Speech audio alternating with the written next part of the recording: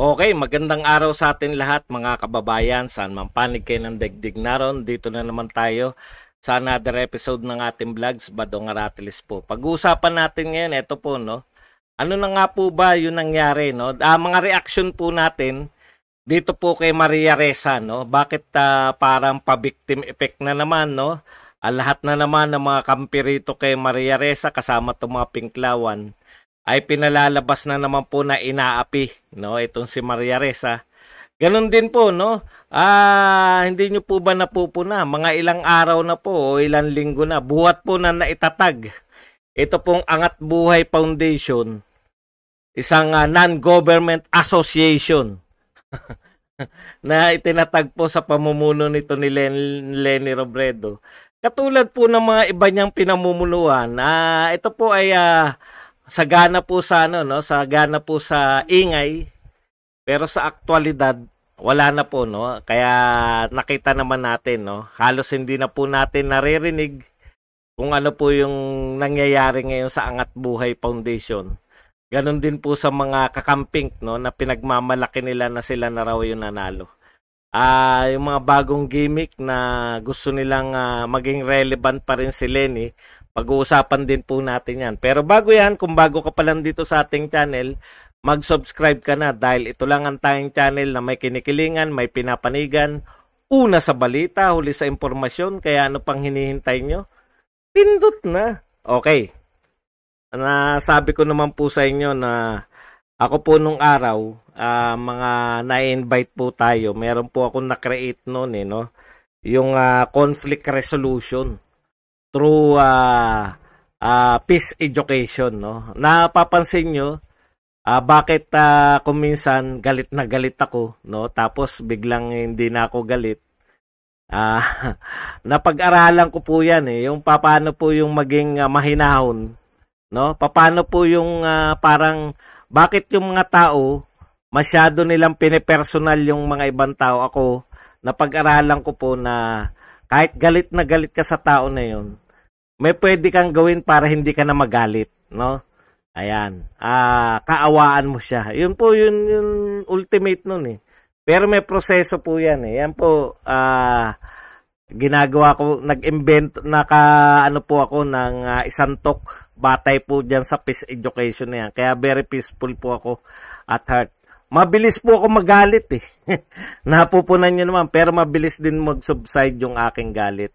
Pag naawa na ako sa tao, katulad po ngayon, no, si Leni Robredo po, sa napakatagal na panahon, nakita nyo po yung mga vlog ko, ting pag-uusapan po si Leni, parang muhing-muhi na ako, no? Talagang yung lahat ng mga sinasabi niya, lahat ng pabait effect niya, talagang epekto sa akin, panggigigil.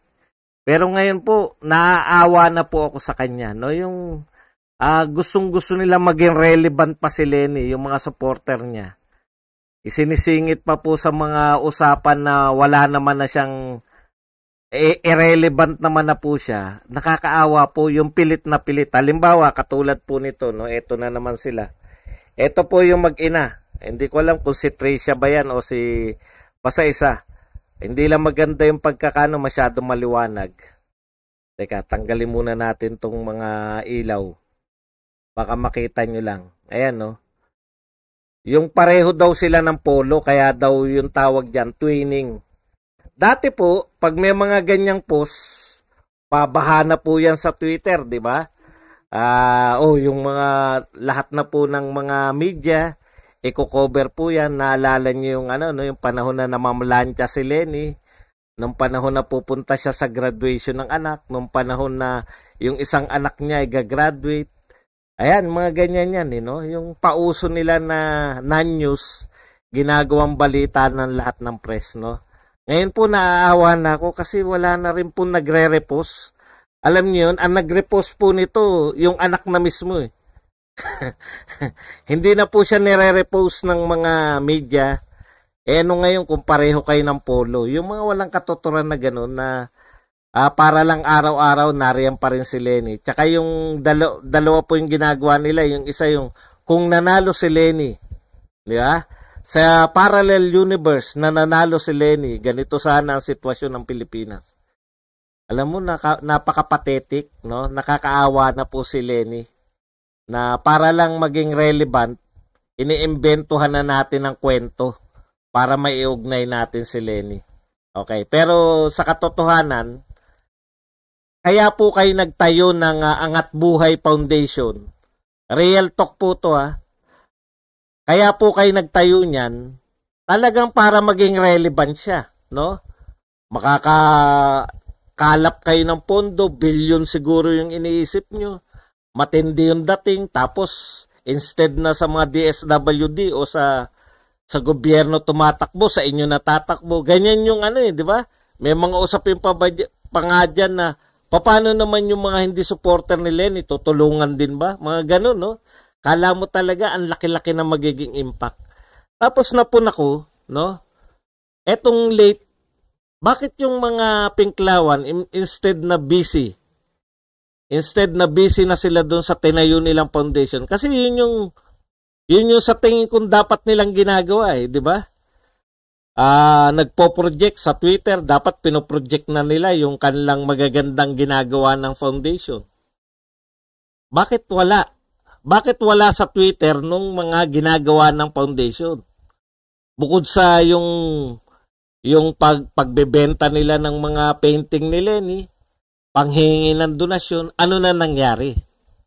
Bakit yung mga Pinklawan ay patuloy sa pag-atake sa kasalukuyang gobyerno at patuloy sa pag-atake sa nagdaang pamahalaan ni Pangulong Duterte? No? Bakit ganun? Bakit hindi kumakita sa mga tweet nila yung mga ginagawa nila as Angat Buhay Foundation? Yun yung problema no? Katulad po nito. Ilang araw lang buhat na naitatag nyo. Irrelevant na kayo agad. Pwede naman kayo maging relevant. May binaha Meron po rito nakapost. Nasa truck. Ang dami po nito, kahon-kahon. Ang ipinamimigay nitong mga DSWD. Nasaan kayo dito? Ito po, ilang kahon to. Naku, punong-puno. The regions of Cebu and Zamboanga as well as the province of Ifugao were recently rocked by massive floods. Fortunately, the DSWD was not caught unprepared and is currently leading the disaster response. Kahon-kahon po, ang tataas po ng kahon na dinadala nila sa Cebu, Zamboanga at saka sa Ifugao. Ang tanong ko, nasan po yung Angat Buhay Foundation? Bakit yung inyong mga leader, kuno, o yung kinikilalang mga kilalang Pinklawan, ang pinagkakaabalahan pa rin, yung tulad sila Raisa Robles at iba pa. Dito pa rin kayo, sa pagbira pa rin sa gobyerno.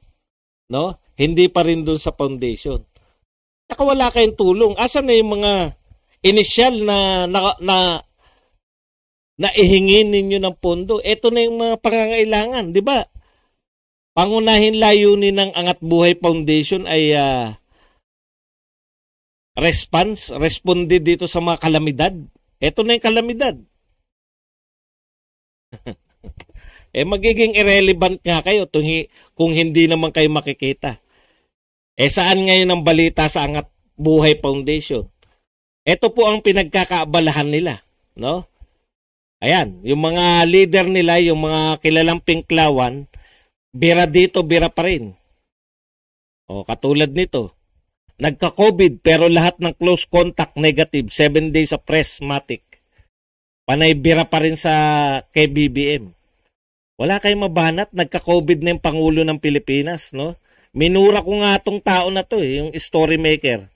Mahilig kang gumawa ng kwento Minura ko sa Twitter At tupagin nyo yung angat buhay ninyo. Di ba?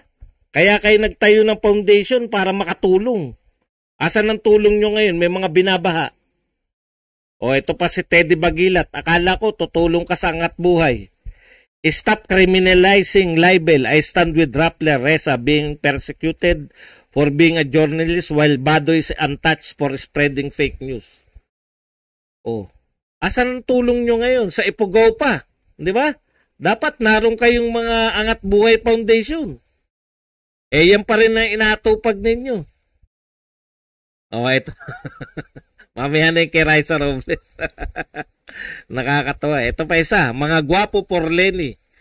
Gwapo por Lenny kayo. Ibig sabihin, kung por Lenny kayo, dapat sumusuporta kayo sa Angat Buhay Foundation. Loren Badoy, salot ng lipunan. Wala kayong panawagan na magbibigay kayo sa mga binaha ngayon.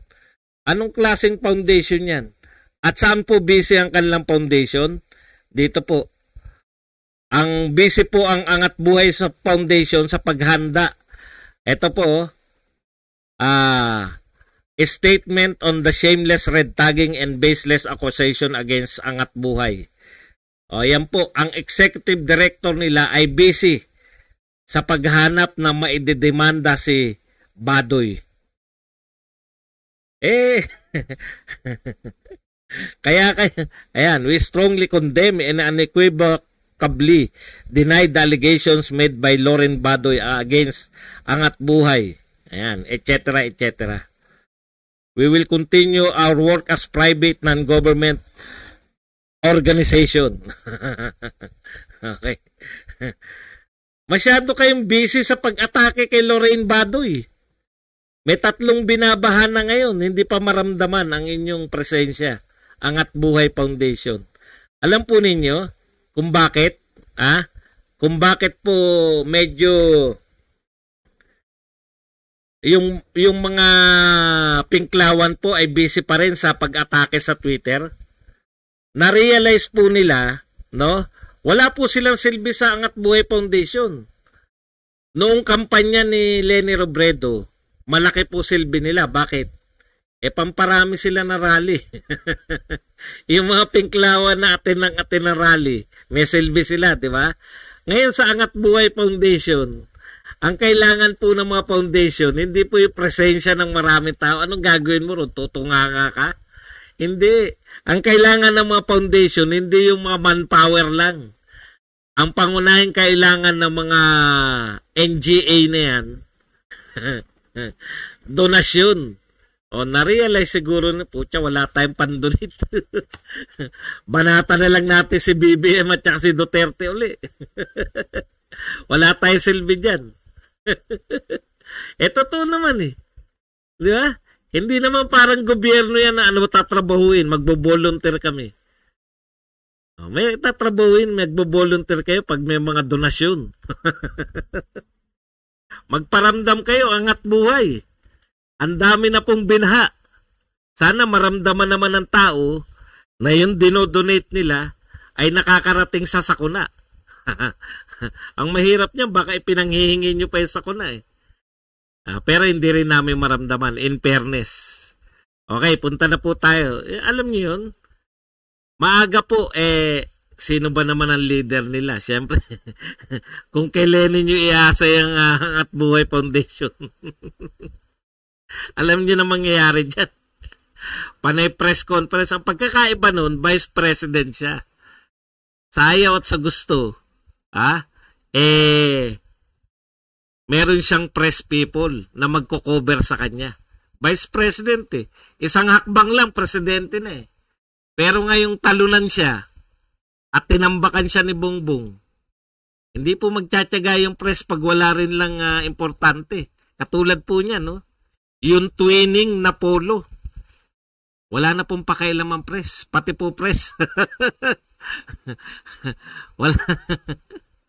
Kasi sinukuan na ng press Alam na nila na wala mangyayari rito pag ito sinuporta natin.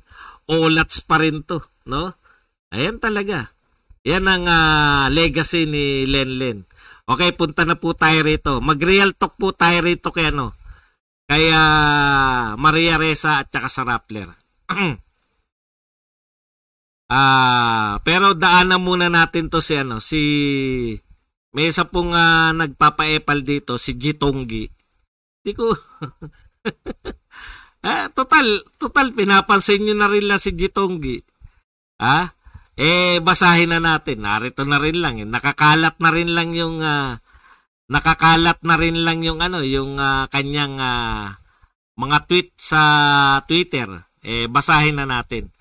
Why are people so gullible? I was at people power when the Marcos authoritarian family was ousted out of power. I was a student in De La Salle Sobel at the time, living in Parañaque. Just cause a prior article is wrong doesn't discredit my experience. Mga tanga. Mga tanga raw tayo. Ito lang sagot natin kay Jitonggi. Giselle Tonggi. O, Jitonggi.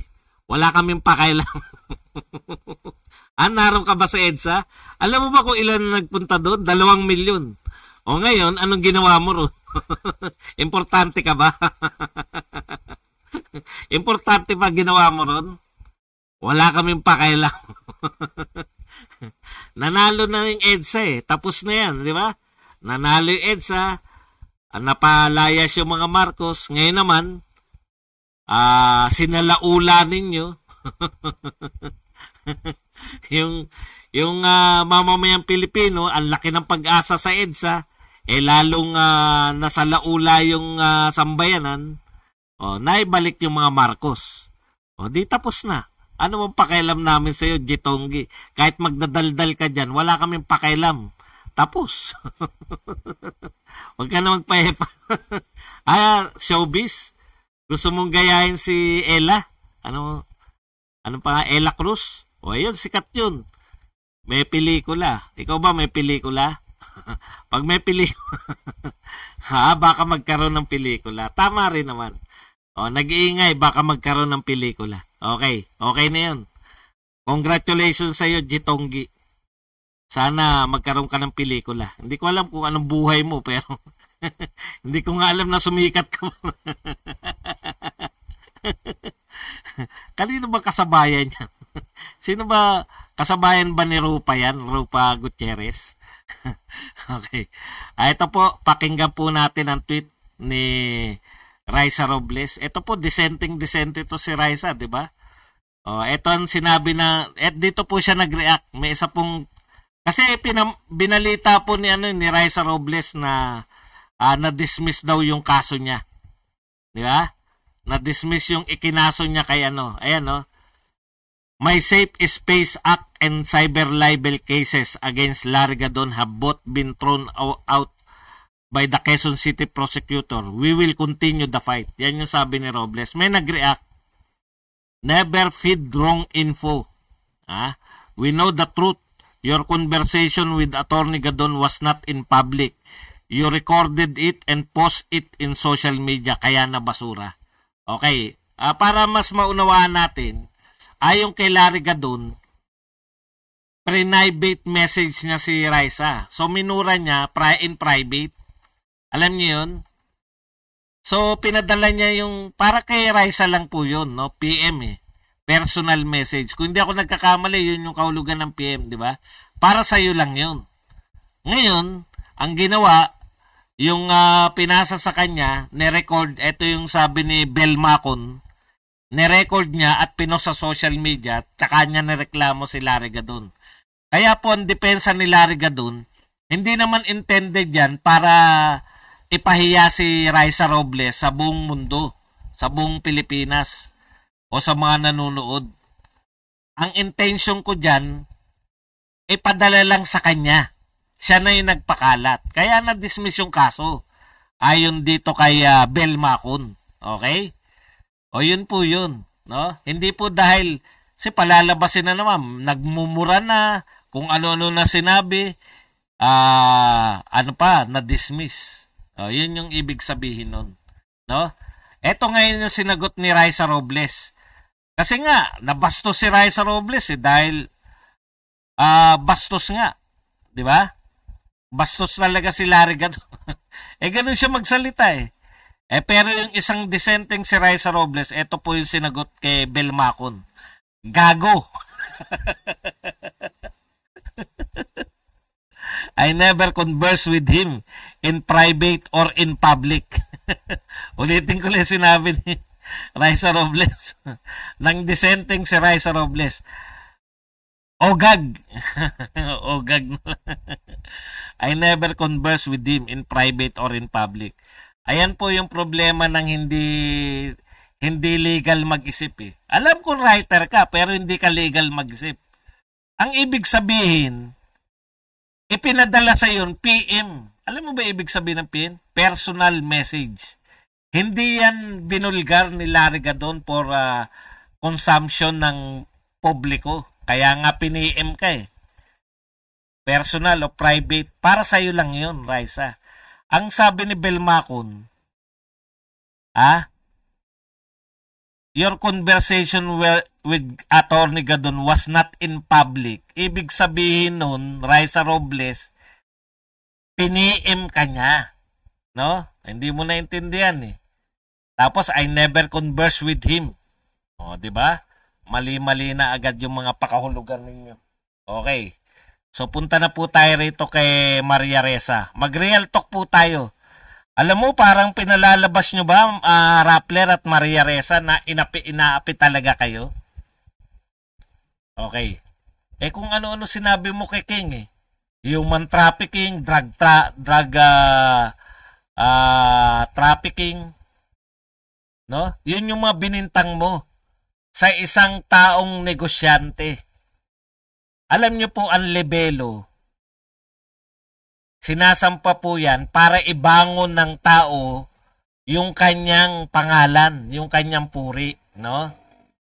Hindi porket ikaw ay journalist, ay may karapatan na kayong manira ng tao. Alam niyo sinabi ni King, o yung hindi siya nanalo na party list, hindi may basihan po eh. Kasi nasira ng Rappler yung kanyang pagkatao.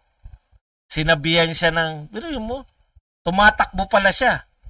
Di ba?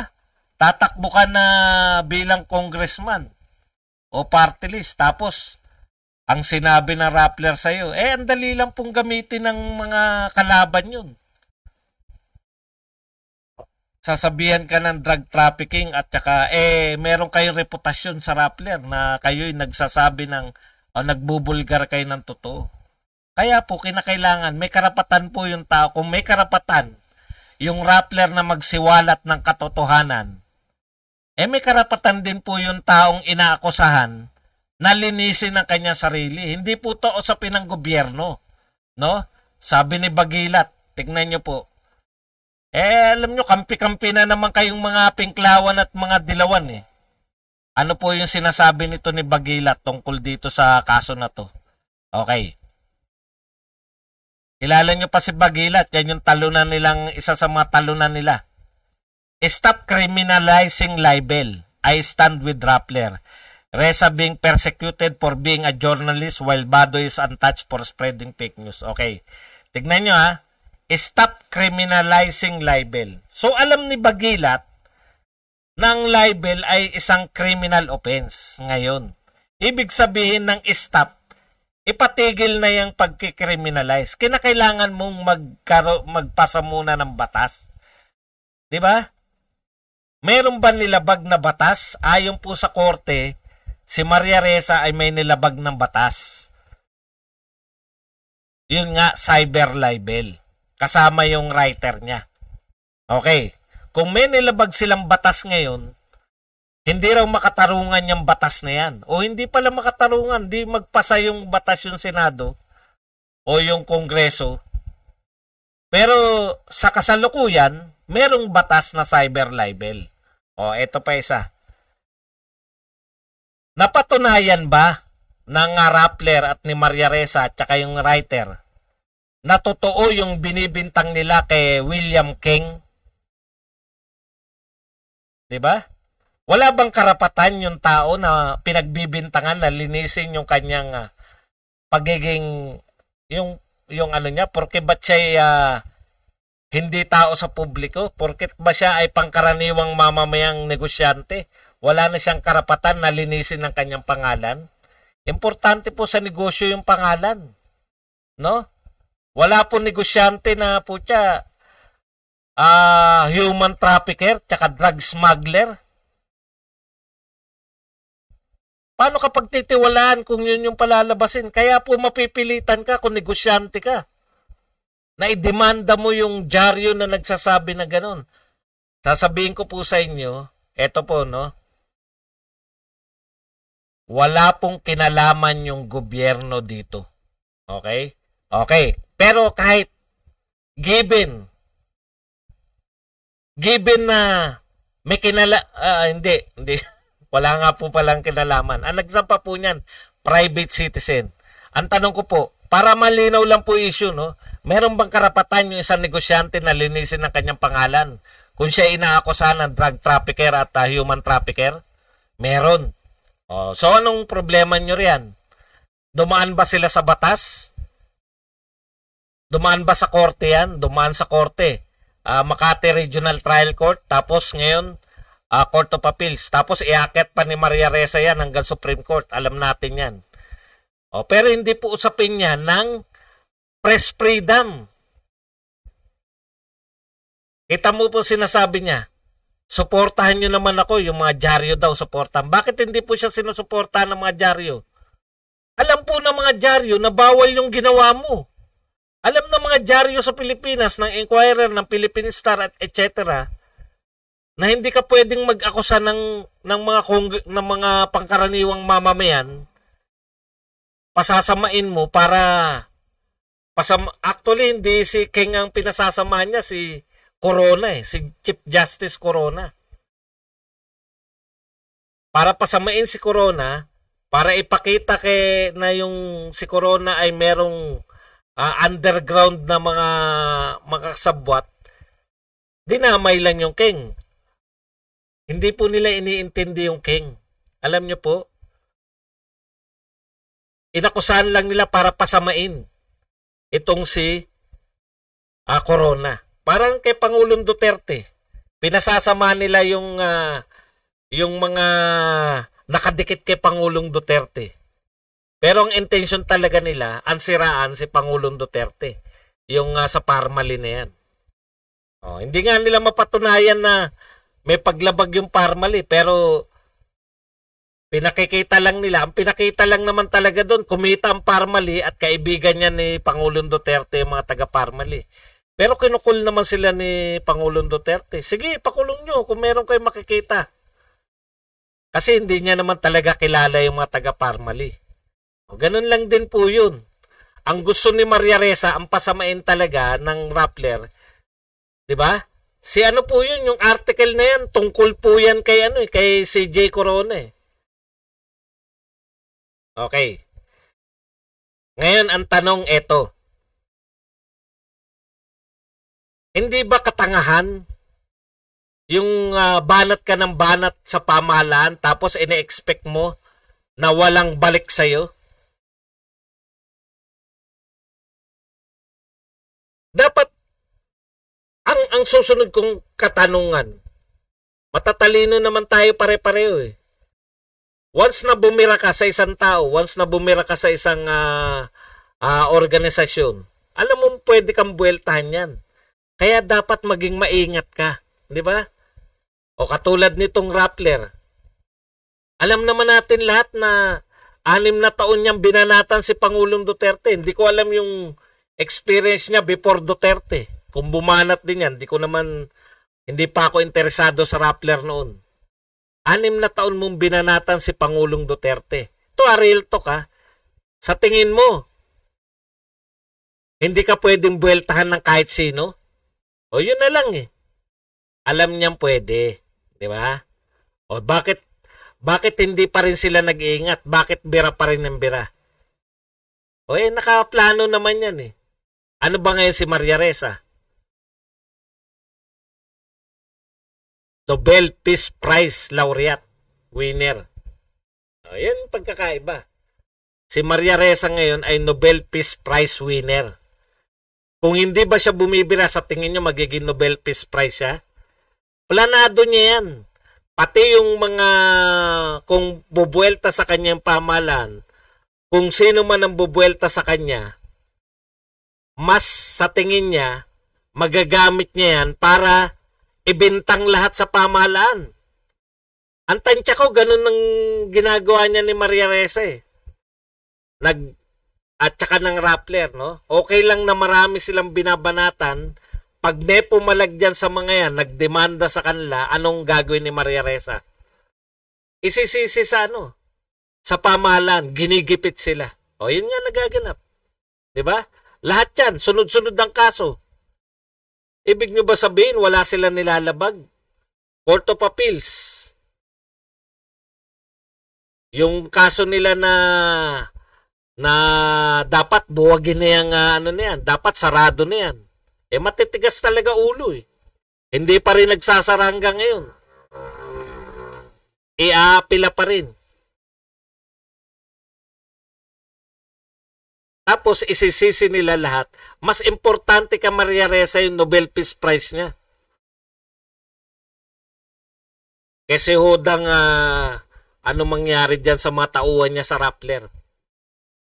Ang dali lang po naman yan eh. Di sara mo yung Rappler, total wala. Magbago kayo ng institusyon ngayon, alam nyo na, hindi, kinakailangan ipaglaban nila para kay Maria Ressa. Kasi yun nga yun eh. Diba? Ang mga Nobel Peace Prize, talagang, alam nyo, kulang na kulang pa eh. Parang napaaga. Maagang-maaga pa yung pagbibigay kay Maria Ressa. Wala pa naman nangyayari sa kanya eh. Ngayon, yung sunod-sunod ng kaso, o yan, lalong yayabong yan si Maria Ressa. Eto, inaapi talaga ako kasi patuloy ako sa pagtuligsa. Yun nga ang problema namin sa iyo. Bakit patuloy kang pagtuligsa eh?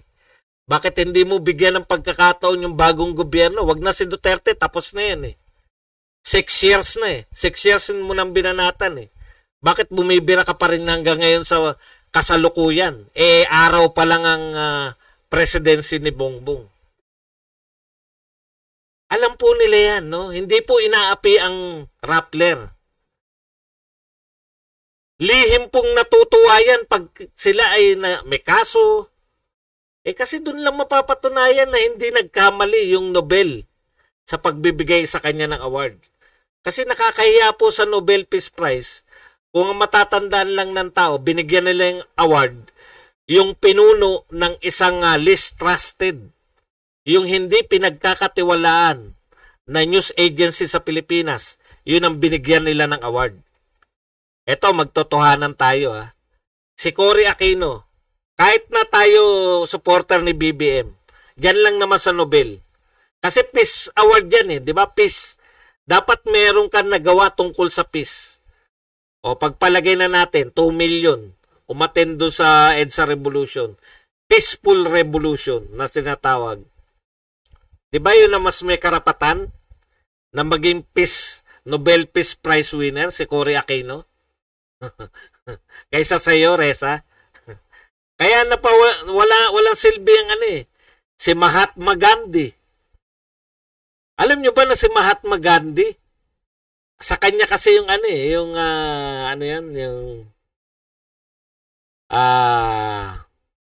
Peaceful Revolution. Hindi, may tawag kay Mahatma Gandhi. Merong tawag doon sa kanyang sa kanyang